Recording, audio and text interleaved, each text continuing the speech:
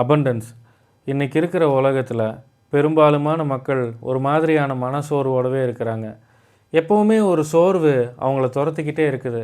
அவங்க பலவீனமாக இருக்கிறதால தான் இதெல்லாம் நடக்குது, இந்த சோர்வு இருக்குது அப்படின்னு நினச்சா அது மிகப்பெரிய தவறு.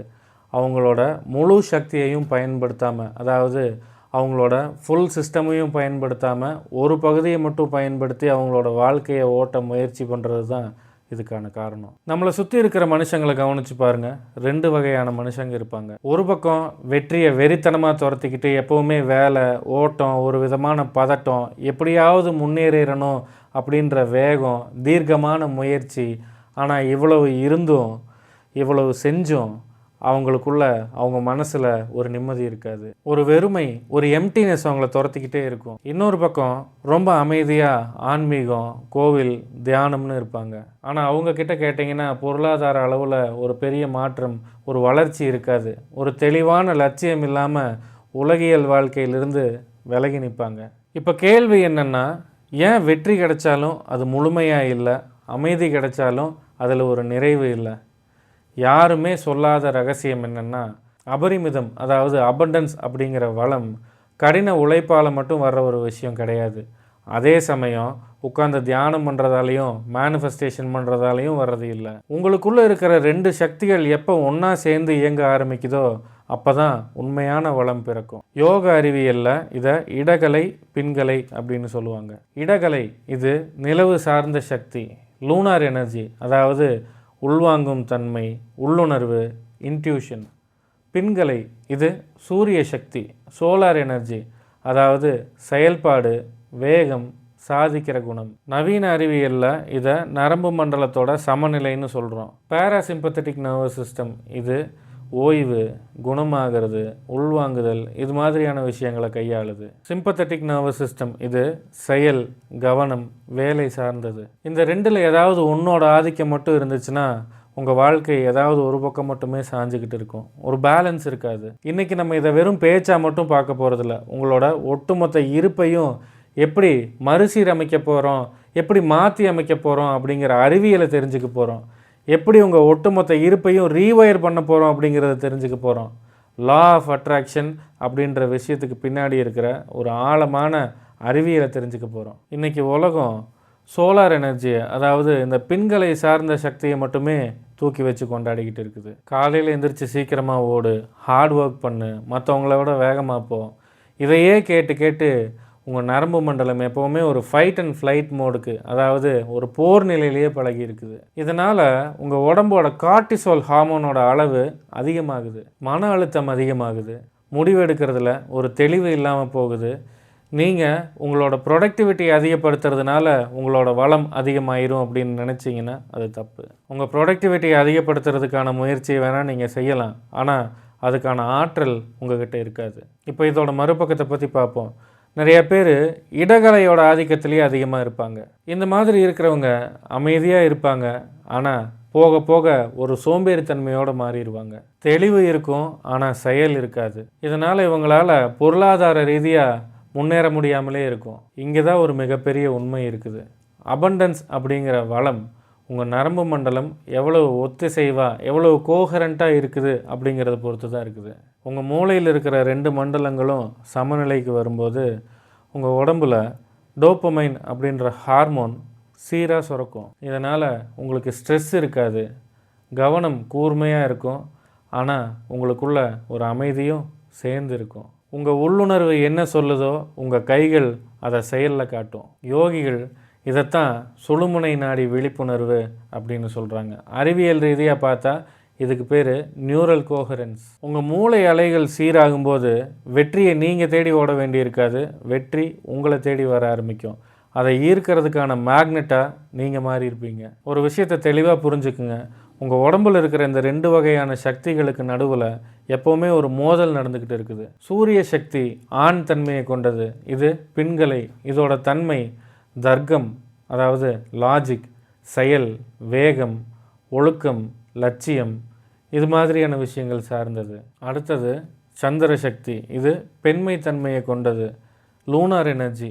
இதோட தன்மை படைப்பாற்றல், கிரியேட்டிவிட்டி, இன்ட்யூஷன், சரணாகதி, இது மாதிரியான விஷயங்கள்.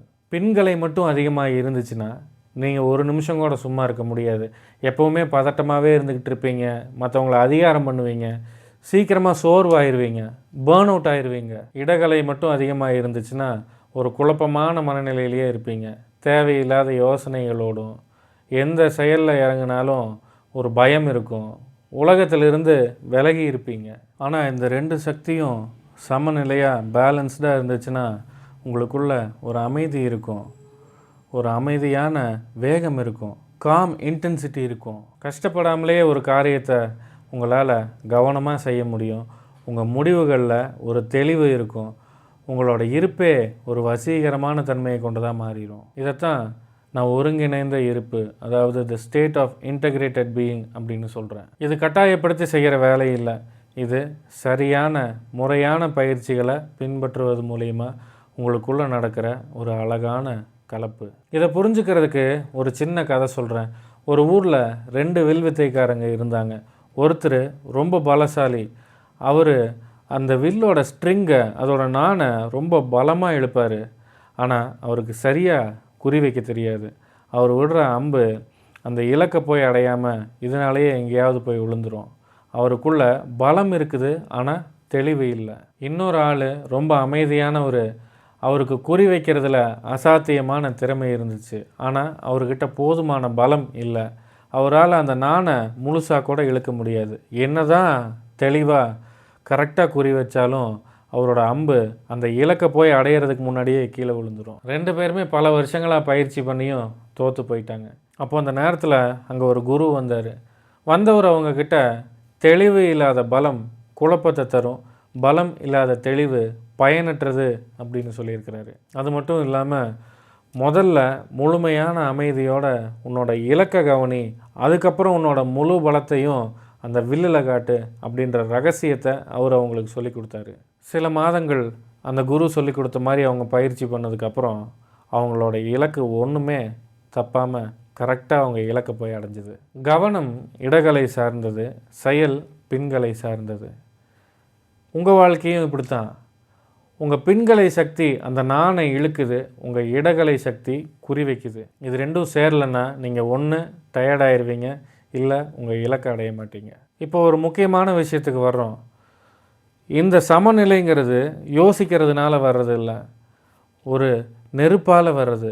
யோகா அறிவியலில் இந்த நெருப்புக்கு பேர் அக்னி தத்துவம். இந்த அக்னி தத்துவம் உங்களுக்குள்ள 3 விஷயங்களை பண்ணும். ஒன்று, மனசோட தடைகளை எரிக்கும், அதாவது ரெசிஸ்டன்ஸை எரிக்கும். இன்னொன்று, தேங்கி இருக்கிற எமோஷ்னல் பிளாக்கேஜஸை, உங்கள் உணர்ச்சி தேக்கங்களை கரைக்கும்.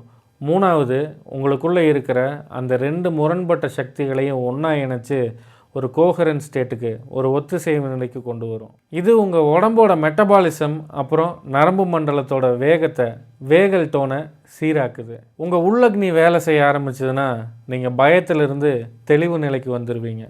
சர்வைவல் மோட்லேருந்து எக்ஸ்பான்ஷன் நிலைக்கு, அதாவது வளர்ச்சி நிலைக்கு வந்துடுவீங்க. இந்த அக்னி சீராகாமல் நீங்கள் எத்தனை புத்தகங்களை படித்தாலும், எத்தனை வீடியோக்களை பார்த்தாலும் எந்த மாற்றமும் உங்களுக்குள்ளே நடக்காது. இந்த மாதிரியான மாற்றங்களை உங்களுக்குள்ளே ஏற்படுத்த நம்ம ரீவயரிங் த பீயிங் பயிற்சிகள் உதவும். நம்ம வகுப்புகளில் சேர்ந்து இது மாதிரியான மாற்றங்களை உங்களுக்குள்ளே முழுமையாக ஏற்படுத்துறதுக்கு முன்னாடி இப்போதைக்கு உங்களுக்கு பயன்படக்கூடிய ஒரு சில எளிமையான பயிற்சிகளை சொல்லித்தர்றேன். முதல் பயிற்சிக்கு பேர் விழிப்புணர்வு சுவாசம், பேலன்சிங் த இடா அண்ட் பின்கலா. நிதானமாக ஒரு இடத்துல அமைதியாக உட்காந்து உங்கள் மூச்சை கவனிங்க. முதல் மூச்சு இடது நாசி வழியாக போய் வலது நாசி வழியாக வெளியே வர்றதாகவும், அடுத்த மூச்சு வலது நாசி வழியாக உள்ளே போய் இடது நாசி வழியாக வெளியே வர்றதாகவும், இதே மாதிரி ஒரு சைக்கிள் மாறி மாறி நடக்கிறதா உங்கள் அவேர்னஸோட, உங்கள் விழிப்புணர்வோடு மட்டும் கவனிங்க. கைகளை இந்த மாதிரி வச்சு இடது நாசி வழியாக மூச்சை உள்ளே எடுத்து வலது நாசி வழியாக வெளியே விட்டு, வலது நாசி வழியாக உள்ளே எடுத்து இடது நாசி வழியாக வெளியே விடணுன்ற அவசியம் இல்லை. இது முழுமையாக உங்கள் விழிப்புணர்வால் மட்டுமே செய்யக்கூடிய பயிற்சி. இப்படி பண்ணுறதால உங்கள் மூளையில் இருக்கிற 2 பகுதிகளும் ஒரு கோஹரன்ட் ஸ்டேட்டுக்கு வந்துடும். இதனால் உங்கள் நரம்பு மண்டலம் ஒரு அமைதியான நிலைக்கு வந்துடும். இந்த பயிற்சியை தினமும் ஒரு 5 நிமிஷத்துலேருந்து 10 நிமிஷம் செய்கிறது மூலிமா நீங்கள் உங்கள் உணர்ச்சிகளை ஒரு கட்டுக்கோப்புக்கும் கொண்டு வந்துட முடியும். இன்னொரு பயிற்சியையும் சொல்லித்தரேன். இந்த பயிற்சிக்கு பேர் ரீப்ரோக்ராமிங் த சப்கான்ஷியஸ், செயலுக்கு முன்னால் அமைதி. எந்த ஒரு முடிவு எடுக்கிறதுக்கு முன்னாடியும், எந்த ஒரு முக்கியமான செயலை செய்கிறதுக்கு முன்னாடியும் ஒரு 30 செகண்ட் பாஸ் பண்ணுங்கள். எதுவுமே செய்யாமல் அமைதியாக கண்களை மூடிடுங்க. ஃபோன் யூஸ் பண்ண வேண்டாம், யாரு கூடயும் பேச வேண்டாம், எதையும் யோசிக்க வேண்டாம். சும்மா அந்த அமைதியை உணர்ந்தால் மட்டும் போதும். அதுக்கப்புறம் உங்கள் வேலையை செய்ய ஆரம்பிங்க. இந்த சின்ன இடைவெளி உங்கள் மூளையை அமைதிப்படுத்தி உங்கள் ஆள் மனசுக்கு நான் எதையும் கட்டாயத்தால் செய்யலை அப்படின்ற மெசேஜை அனுப்பும். இது உங்கள் நிதி நிலையையும் ஆன்மீக வாழ்க்கையையும் வேறு மாதிரி மாற்றும். இன்றைக்கி நான் பேசுனதெல்லாம் வெறும் ஆரம்பம்தான். உங்களுக்குள்ள ஒரு முழுமையான மாற்றத்தை ஏற்படுத்தணும்னா அதுக்கு ஒரு முறையாக வடிவமைக்கப்பட்ட ஒரு சிஸ்டமை நீங்கள் ஃபாலோ பண்ணணும். இதுக்காகத்தான் நான் ரீவைரிங் த பீயிங் அப்படின்ற ஒரு முழுமையான திட்டத்தை உருவாக்கியிருக்கிறேன். இது உங்கள் நரம்பு மண்டலத்தை சீரமைக்கிற ஒரு முழுமையான சிஸ்டம். இதில் நீங்கள் கற்றுக்கிற பயிற்சியை முறையாகவும் தொடர்ச்சியாகவும் பண்ணிட்டு வரும்போது உங்கள் ஆள் மனசில் இருக்கிற பழைய குப்பைகள் நீங்கும். ஆன்மீக ஆழத்தையும் உலக வெற்றியையும் ஒன்றா இணைக்கக்கூடிய ஒரு பயணமாக இது அமையும். நிறையா பேர் பணத்தை தேடி அவங்களவே இழந்துடுறாங்க, இல்லை ஆன்மீகத்தை தேடி வாழ்வாதாரத்தை இழந்துடுறாங்க. நம்ம ரீவைரிங் த பீயிங் அந்த பிரிவினையை தடுத்து உங்களை ஒரு முழுமையான மனிதனாக மாற்றும். உங்கள் வாழ்க்கை ஒரு நீரோட்டம் போல் சீராக மாறும். வாய்ப்புகள் உங்களை தேடி வர ஆரம்பிக்கும். உங்களோட இருப்பு மற்றவங்களை ஈர்க்கிற மாதிரி மாறும். இந்த விஷயமெல்லாம் ஒரு மேஜிக் மாதிரி நடந்துடாது. உங்களோட முயற்சியால் ஏற்படுற உள்நிலை மாற்றத்தினால இது சாத்தியமாகும். பெரும்பாலுமான மக்கள்கிட்ட அபண்டன்ஸ், அதாவது இந்த வளம், அபரிமிதம் அப்படின்ற விஷயத்தை பற்றின தவறான புரிதல் இருக்குது. அபண்டன்ஸ் அப்படின்னா என்ன? நிறையா பணமா, காரு, பங்களா, அந்தஸ்தா? இல்லை. இந்த விஷயங்கள்லாம் அபண்டன்ஸோட வெளிப்பாடு, அதோட எக்ஸ்ப்ரெஷன்ஸ் மட்டும்தான். உண்மையான அபண்டன்ஸ் அப்படிங்கிறது உங்கள் நரம்பு மண்டலத்தோட சீரான நிலை. உங்களுக்குள்ள ஒரு தெளிவு, அமைதி, வேகம், இது எல்லாம் ஒன்றா இருந்துச்சுன்னா மற்றவங்க கண்ணுக்கு தெரியாத வாய்ப்பு கூட உங்களுக்கு தெரிய ஆரம்பிக்கும். தயக்கம் இல்லாமல் உங்களால் செயல்பட முடியும். இதையெல்லாம் செய்கிறீங்க. இதையெல்லாம் எப்படி நான் ப்ராக்டிக்கலாக பண்ணுறது? ரொம்ப சிம்பிள். ஆனால் அதுக்கு ஒரு உறுதியும் வேணும், முயற்சியும் வேணும். யோக பயிற்சிகள் மூலமாக தினமும் உங்கள் ஆற்றலை சமநிலைப்படுத்துங்க. அவசரத்திலிருந்து செயல்படாமல் அமைதியிலிருந்து செயல்பட ஆரம்பிங்க. ஸ்ட்ரெஸ் இல்லாமல் உங்களுக்குள்ள ஒரு உத்வேகம் இருக்கணும், ஒரு ஃபயர் இருக்கணும். திரும்பவும் சொல்கிறேன், உங்கள் தீர்க்கமான உறுதித்தன்மையாலேயும் உங்கள் முயற்சியாலேயும் இந்த விஷயங்கள் கண்டிப்பாக சாத்தியமாகும். தெய்வத்தால் ஆகாதெனினும் முயற்சி தன் மெய்வருத்த கூலி தரும். தளராத முயற்சியால் நாளடைவில் இந்த மாற்றங்களையெல்லாம் நீங்கள் கவனிப்பீங்க. மனசில் தேவையில்லாத இறைச்சல் குறைஞ்சி உங்கள் முடிவுகளில் ஒரு தெளிவு பிறக்கும். மெதுவாக ரியாக்ஷன் மோட்லேருந்து க்ரியேஷன் மோடுக்கு, அதாவது படைப்பு நிலைக்கு வந்துடுவீங்க. ஆழமாக புரிஞ்சுக்குங்க. ஆன்மீகமாக இல்லை வெற்றியா அப்படின்னு ரெண்டில் ஏதாவது ஒன்று மட்டும் தேர்ந்தெடுக்க வேண்டிய அவசியம் இல்லை. இது ரெண்டையும் ஒன்றிணைக்கிற பயணம் தான் நம்ம ரீவைரிங் த பீயிங் பயணம். சிவன் இல்லாமல் சக்தி இல்லைன்னு சொல்லி கேள்விப்பட்டிருப்பீங்க. அசைவற்ற நிலை இல்லாமல் இயக்கம் இல்லை. இயக்கம் வேறு, அசைவு வேறு இல்லை. இது ரெண்டும் எப்போவுமே ஒன்றா தான் இருக்குது. இதை ரெண்டையும் நீங்கள் எப்போ சமநிலைப்படுத்துகிறீங்களோ அப்போ தான் நீங்கள் முழுமையான மனிதராகிறீங்க. நீங்கள் முழுமையடையும் போது இந்த உலகம் உங்களுக்கு ரெஸ்பாண்ட் பண்ண ஆரம்பிக்கும். ஏன்னா இந்த உலகம் மாறலை, நீங்கள் இந்த பிரபஞ்சத்தோட அலைன் ஆயிட்டீங்க. அதனால தான் இந்த மாற்றம். இந்த விஷயங்கள்லாம் உங்களுக்குள்ள ஒரு மாற்றத்தை ஏற்படுத்தணும்னு நீங்கள் நம்புனீங்கன்னா இதை வெறும் அறிவாக மட்டும் வச்சுக்காம பயிற்சி பண்ணுங்கள், அனுபவிச்சு பாருங்கள். உங்களுக்குள்ளே இருக்கிற அந்த டுவாலிட்டி அப்படின்ற அந்த இருமையை சமப்படுத்துங்க. அந்த நிலைக்கு நீங்கள் வந்ததுக்கப்புறம் அபண்டன்ஸை நீங்கள் தேடி போக வேண்டிய அவசியம் இல்லை. நீங்களே அபண்டன்ட் ஆயிடுவீங்க. உங்கள் உள்ளங்களில் அமைதியும் சுற்றங்களில் நல்லிணக்கமும் உண்டாகட்டும். ஓம் நம சிவாய. Thanks for watching. Like, share and subscribe for more insights.